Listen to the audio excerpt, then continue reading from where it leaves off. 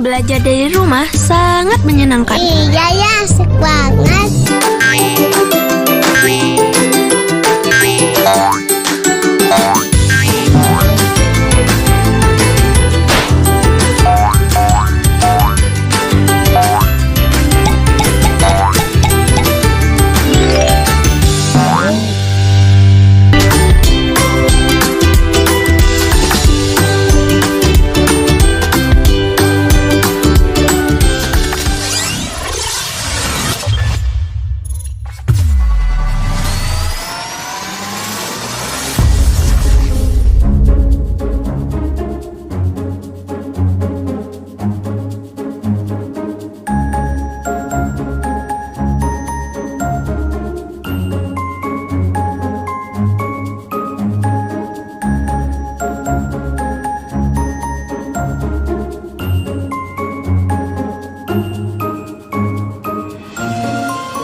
Sering banget kalau kita lapar biasanya ngambil makanannya langsung segini, padahal pas dimakan ujung-ujungnya gak kuat.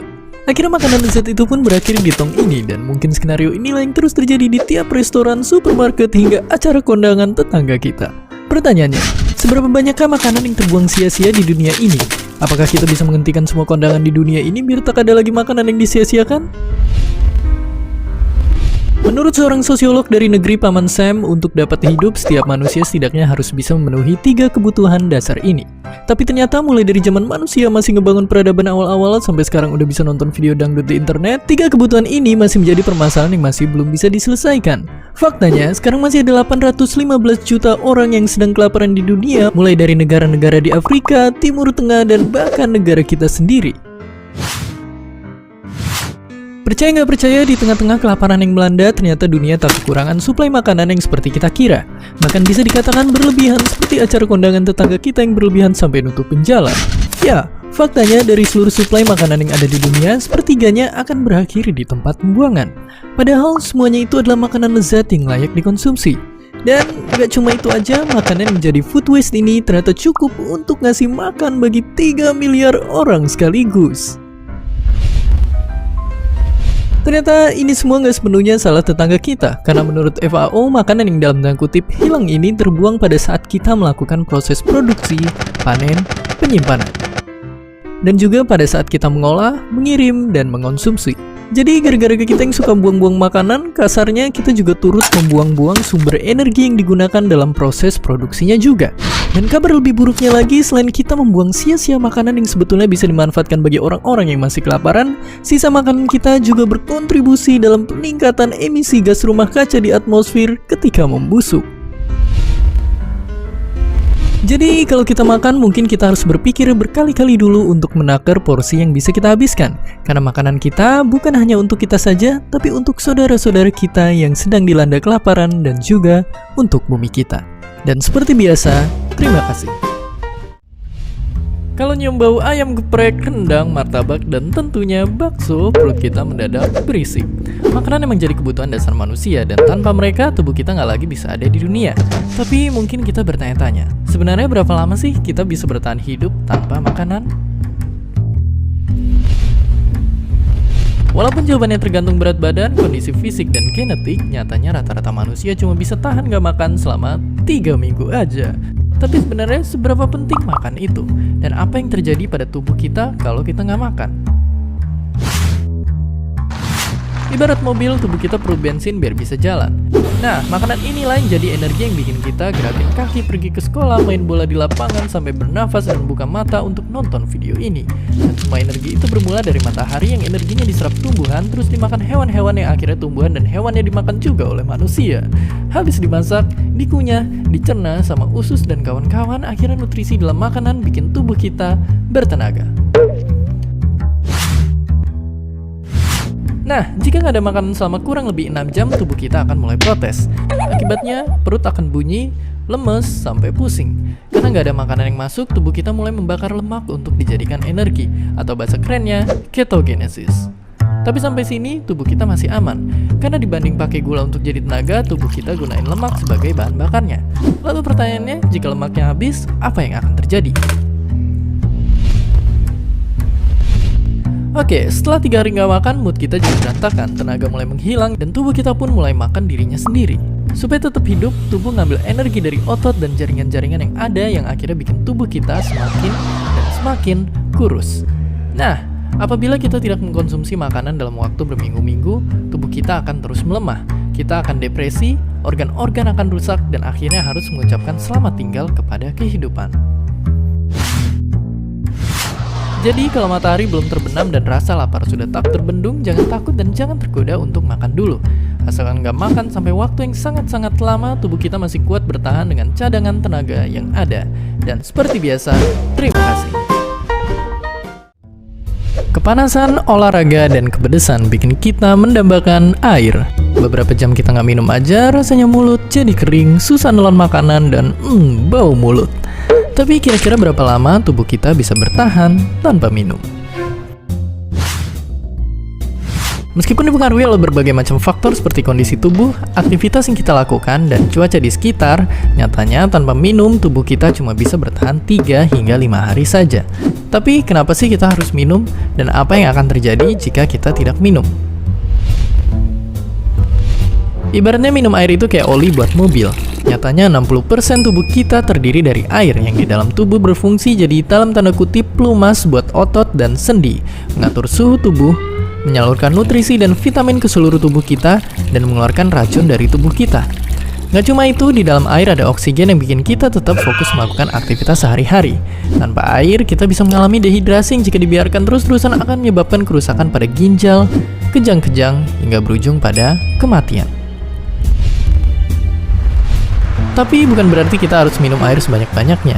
Tubuh kita memiliki batasan jumlah air yang dapat diminum dalam waktu tertentu. Jika dilewati, bukannya semakin sehat, yang ada kita malah bisa mati mendadak.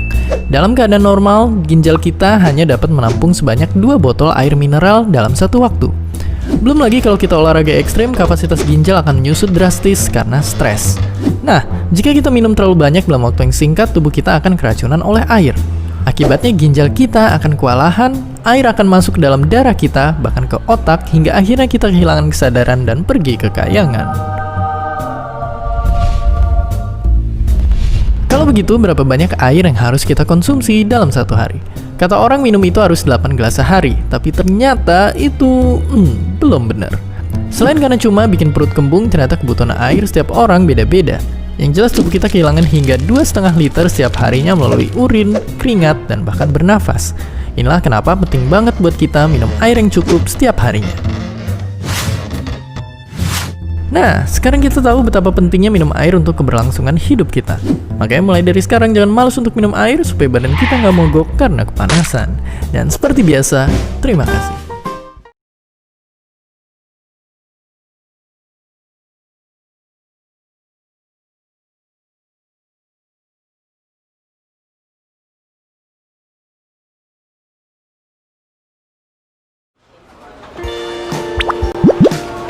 Hey kawan, namaku Gilbert si anggur.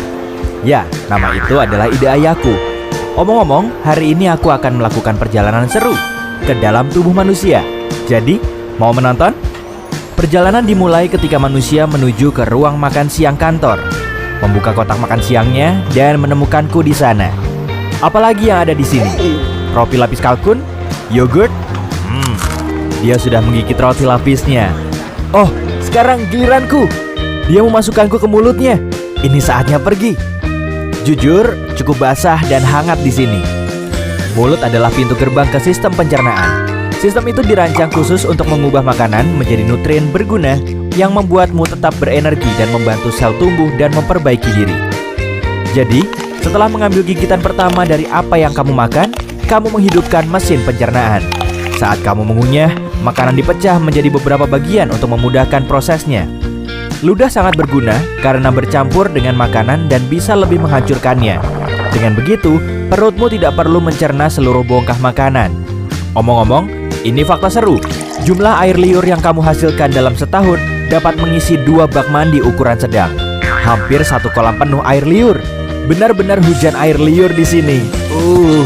Wah, lebih baik aku berhati-hati dengan gigi ini. Aku tidak mau berakhir seperti bocah kalkun di sana itu. Sulit, karena orang ini menggunakan lidahnya untuk menggulung makanan di mulutnya dan ke arah giginya. Aku benar-benar tidak ingin menjadi selai hari ini. Jadi, aku akan melewati pengunyahan ini. Ayo turun. Wih! Sekarang kita menuju tenggorokan. Ini juga disebut faring. Oh, jalan bercabang. Aku harus pergi kemana? Cap cip cup kembang kuncup. Sepertinya kita harus ke sini. Tunggu, sepertinya aku salah belok. Kenapa semuanya bergetar? Aduh, manusia malang ini batuk terus-menerus. Tolong tepuk punggungnya. Sudah, naik lagi. Maaf kawan. Nyaris saja. Hampir masuk ke paru-parunya. Itu tidak akan baik. Baiklah, aku kembali ke jalan. Jadi, mari kita coba lagi. Aku dengan benar masuk ke tabung penelan yang memiliki nama mewah esofagus. Aku suka menyebutnya saluran makanan, tapi ini jauh lebih sempit daripada yang kubayangkan. Aku akan terjepit di sini. Hah? Bagaimana bisa aku terus turun? Ah, begitu. Otot-otot di dinding esofagus ini meremas di belakangku dan melemas di depanku. Ini adalah proses yang disebut peristaltis, dan itulah yang menggerakkanku melalui sistem pencernaan. Beberapa detik kemudian, dan kita sekarang telah mencapai ujung terowongan. Ada otot yang terbuka di sini untuk membiarkan makanan masuk ke lambung dan mencegahnya keluar kembali ke esofagus. Ini agak mirip dengan petugas keamanan. Aku hanya seorang turis di sini. Pak, tolong izinkan aku masuk. Hore! Aku sudah melewati katup dan masuk ke perut. Itu mengingatkanku pada kantong dan izinkan aku mencoba dinding itu. Wah, itu dinding yang kuat. Semuanya otot. Sebenarnya aku tidak terkejut. Perut menampung, mencampur, dan menggiling makanan menjadi bubur. Jadi itu harus cukup kuat. Sejujurnya, ini tak tampak terlalu. Ya ampun, apa itu? Aduh, panas sekali. Au, panas. Aku harus keluar dari asam perut ini. Jika tidak, aku akan menjadi cairan atau pasta seperti roti lapis Turki itu.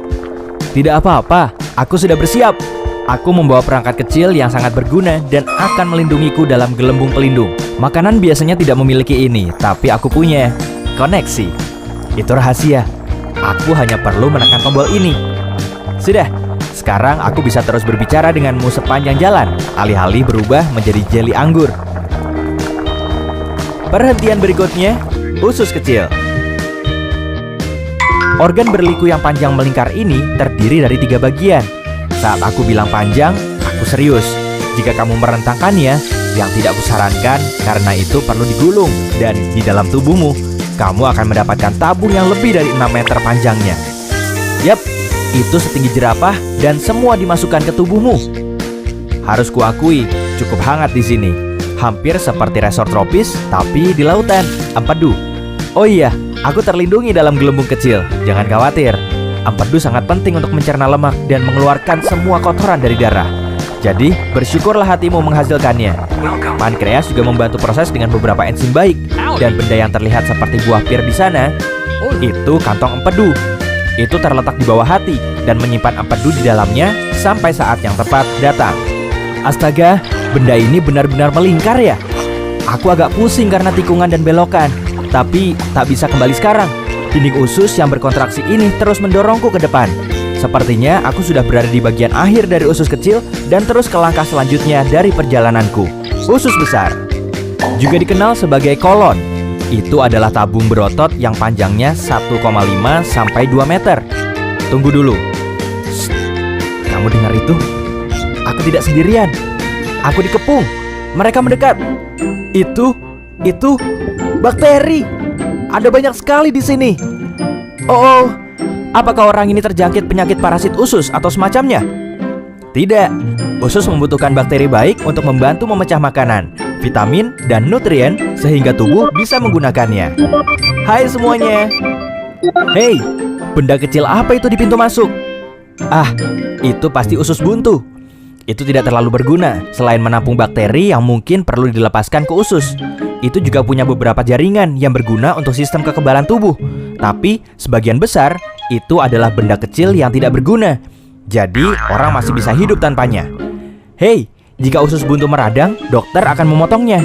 Serius, sepertinya orang ini masih memilikinya. Baguslah. Omong-omong, kita sekarang ada di usus besar Dan aku senang, di sini agak lebih luas. Jika tak memakai gelembung pelindung rahasiaku yang mewah, aku pasti akan berbicara kepadamu sekarang sebagai bubur ampas air kekuningan. Saat kontraksi otot ini mendorongku melalui usus besar, semua air diisap dariku. Bentuk terakhirku, feses. Yap, tinja, kotoran, apapun itu sebutannya, itu terbentuk di usus besar. Masih banyak bakteri di mana-mana. Mereka benar-benar bekerja keras ya. Tak boleh terlalu sedikit atau terlalu banyak. Jika tidak, kamu akan mengalami masalah pencernaan seperti intoleransi makanan. Mereka juga memainkan peran besar dalam kekebalan tubuh. Dan itu sebabnya kamu punya triliunan bakteri di tubuhmu. Terus bekerja dengan baik, teman-teman. Aku dalam perjalanan melalui kolon kiri. Ketika terlalu penuh dengan feses, kolon memutuskan untuk membuang semuanya ke rektum karena tidak dapat menahannya sendiri. Biasanya memakan waktu sekitar 36 jam bagi apa yang tersisa dari makananmu. Tidak banyak sekarang, hanya ampas untuk mencapai titik ini. Tapi aku sudah mempercepat perjalanan ini karena ada hal lain yang harus kulakukan. Jadi, mari kita menuju rektum. Meluncur! Rektum adalah ruang lurus yang panjangnya sekitar 20 cm. Ini memiliki sensor khusus, seperti ini atau yang ada di sana, yang memberitahu saat ada sesuatu yang harus kamu buang. Mereka mengirim sinyal kepada otak saat feses atau gas ingin keluar. Itu saat kita berpikir, oh, harus ke kamar mandi. Jika saatnya tepat, yaitu kamu menemukan toilet dan sfinkter lemas, darah, feses keluar. Sampai jumpa pizza dari sarapan kemarin. Apa? Di sini tidak ada yang makan pizza dingin untuk sarapan. Baiklah, kalau begitu, seperti apa sarapanmu biasanya? Beritahu aku di kolom komentar. Omong-omong, saat momennya belum tepat untuk mengeluarkan feses, sfinkter berkontraksi. Sensor rektum itu membantu juga sehingga keinginan untuk mengeluarkan isinya hilang untuk sementara waktu. Kamu seharusnya senang, rektum dan sfinktermu bekerja keras untuk menahan feses ketika waktunya tidak tepat. Seperti saat kamu menyetir ke kantor, berkencan, membeli bahan makanan, tidur. Tapi, ketika kamu tidak bisa menahannya lagi, sfinkter eksternal memberimu beberapa menit lagi atau berapa lama yang kamu butuhkan sampai kamu tiba di kamar mandi. Tidak yakin apakah manusia ini sudah siap, tapi aku benar-benar ingin pergi sekarang. Mungkin aku bisa memancing sensor-sensor ini agar bisa kabur. Oh iya, orang ini sedang bekerja kan? Ini akan canggung. Tentu saja, makanan normal tidak meninggalkan tubuh dengan cara yang anggun. Kamu bahkan tidak akan mengenali makanan yang mana. Tapi bagiku, Gilbert si anggur, aku masih punya banyak hal penting untuk dilakukan. Jadi, hei kawan, ayo ke toilet. Aku pergi ya. Selamat tinggal.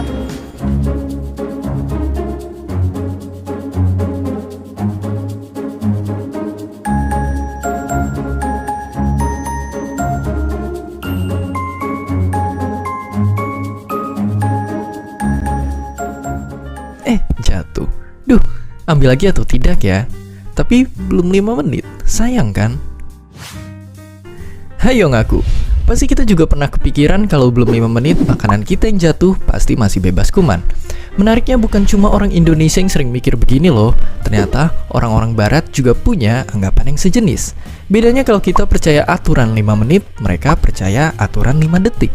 Tapi seperti pertanyaan teman kita ini, mau 5 menit kek, mau 5 detik kek, sebetulnya aman tidak sih makan makanan yang sudah jatuh? Menurut penelitian Profesor Paul Dawson dari Clemson University, jangankan 5 detik, apalagi 5 menit. Makanan yang jatuh ternyata akan langsung terkena kuman seketika itu juga. Meski begitu, peneliti lain oleh Profesor Anthony Hilton dari Aston University membuktikan bahwa jumlah kuman yang menempel pada makanan jatuh baru akan bertambah setelah 5 detik. Misalnya ada 100 kuman yang awalnya menempel. Asal belum 5 detik, jumlah tersebut tidak akan berubah. Tapi kalau tidak segera diambil, jumlah kuman bisa bertambah 10 kali lipat setiap menitnya loh. Waduh, kira-kira bakal jadi berapa juta kuman tuh setelah 5 menit?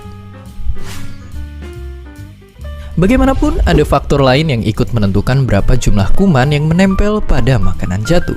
Faktor yang pertama adalah kelembapan makanannya. Gampangnya makin basah makanannya, makin banyak kuman yang akan menempel. Kemudian faktor yang kedua adalah permukaan di mana makanan kita jatuh. Misalnya permukaan karpet ternyata mengoper kuman yang lebih sedikit dari permukaan lantai. Tapi kembali lagi pada seberapa joroknya karpet atau lantai kita. Kalau begitu, berarti masih agak aman dong kalau makanan kita jatuh di permukaan yang bersih? Jawabannya, belum tentu. Sekilas info, kuman atau bakteri sebetulnya ada di mana-mana. Di air, tanah, udara, setiap kita menyentuh satu tombol di layar smartphone pun setidaknya ada 6.000 bakteri yang menempel di jari kita. Bahkan jumlah bakteri dalam tubuh kita ternyata lebih banyak daripada jumlah total penduduk Indonesia. Fakta ini pasti bikin kita merinding, tapi untungnya tidak semua kuman bersifat patogen alias berbahaya bagi tubuh kita. Beberapa jenis bakteri memang bisa bikin kita sakit, tapi ada juga kok bakteri yang baik bagi tubuh kita. Selain itu, jangan lupa kalau tubuh kita juga punya sistem kekebalan tubuh alami. Asal badan kita fit, antibodi selalu siap melawan ancaman bakteri patogen dengan berbagai cara selama 24 jam sehari, 7 hari seminggu, seumur hidup kita. Sisanya, tinggal berdoa saja supaya tidak ada bakteri patogen yang nempel waktu makanan kita jatuh. Jadi jorok-jorok sedikit masih boleh lah, tapi jangan segitunya juga. Ikhlaskan saja makanan yang sudah jatuh itu, asal jangan lupa membuangnya biar tidak bikin susah orang-orang yang lewat. Dan seperti biasa, terima kasih. Mirip sama masalah suku, agama, ras, dan antar golongan, isu berat badan itu sensitif. Dan bagi sebagian orang, naikin berat badan itu susah banget. Rasanya udah makan banyak, tapi kok berat badan masih segitu-segitu aja?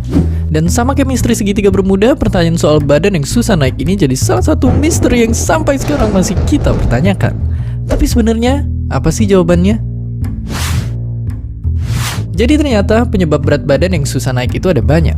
Bisa jadi karena gizinya belum terpenuhi, kurang olahraga, pengaruh penyakit dan faktor lingkungan, atau yang paling besar pengaruhnya yaitu genetik. Oke, jadi gimana cara ngatasinnya? Mudahnya, lewat makanan.